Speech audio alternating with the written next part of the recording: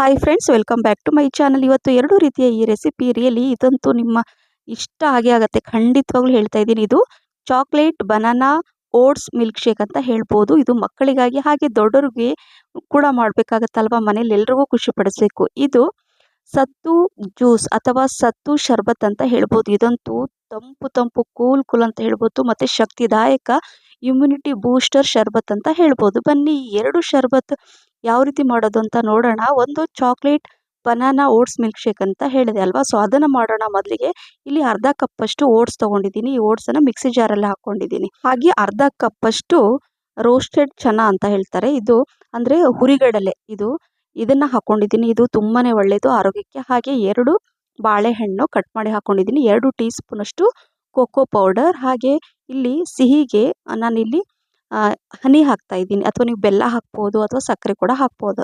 2 tea spoon ಅಷ್ಟು ನಾನು ಜೇನುತುಪ್ಪ ಹಾಕ್ಕೊಂಡಿದ್ದೀನಿ, ಮತ್ತು ಹಾಲು ಹಾಕ್ಕೊಂಡಿದ್ದೀನಿ. ಹಾಗೆ ಸ್ವಲ್ಪ ಈ ಐಸ್ ಕ್ಯೂಬನ್ನು ಹಾಕ್ಕೊಂಡು ಇದನ್ನು ಫೈನಾಗಿ ರುಬ್ಕೋಬೇಕು, ಅಂದರೆ ಜ್ಯೂಸ್ ಮಾಡ್ಕೋಬೇಕು. ಮಿಲ್ಕ್ ಶೇಕ್ ಅಂತ ಹೇಳಿದೆ ಅಲ್ವಾ, ಸೊ ಹಾಗಾಗಿ ಹಾಲೇ ಹಾಕಿ ನೀರೆಲ್ಲ ಹಾಕೋಕ್ಕೆ ಹೋಗ್ಬೇಡಿ, ಯಾಕಂದರೆ ತುಂಬ ರುಚಿಯಾಗಿರುತ್ತೆ. ಸೊ ಈ ರೀತಿಯಾಗಿ ನಾನು ಇದನ್ನು ಮಿಕ್ಸಿ ಜಾರಲ್ಲಿ ಹಾಕ್ಕೊಂಡು ಗ್ರೈಂಡ್ ಮಾಡ್ಕೊಂಡಿದ್ದೀನಿ. ನೋಡಿ, ಈ ರೀತಿಯಾಗಿ ಬರಬೇಕು. ಸೊ ಪರ್ಫೆಕ್ಟಾಗಿ ಬಂದಿದೆ.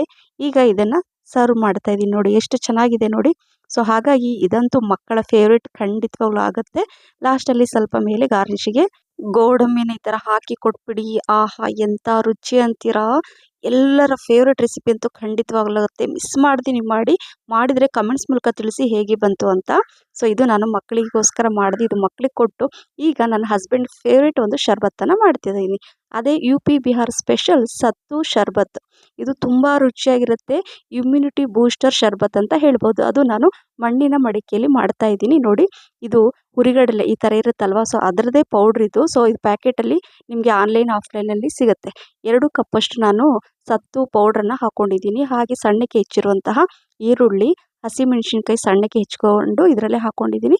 ಸ್ವಲ್ಪ ಕೊತ್ತಂಬರಿ ಸೊಪ್ಪು, ಹುರಿದು ಪುಡಿ ಮಾಡಿದ ಜೀರಿಗೆ ಪುಡಿ, jeera powder, roasted jeera powder ಹಾಕ್ಕೊಂಡಿದ್ದೀನಿ. ಹಾಗೆ ಸಾಲ್ಟ್, ರುಚಿಗೆ ತಕ್ಕಷ್ಟು ಉಪ್ಪು, ಮತ್ತು ಒಂದು ದೊಡ್ಡ ಗಾತ್ರದ ನಿಂಬೆಹಣ್ಣನ್ನು ಈ ಥರ ಕಟ್ ಮಾಡಿ ನಾನು ಜ್ಯೂಸ್ ಹಾಕ್ಕೊಳ್ತಾ ಇದ್ದೀನಿ.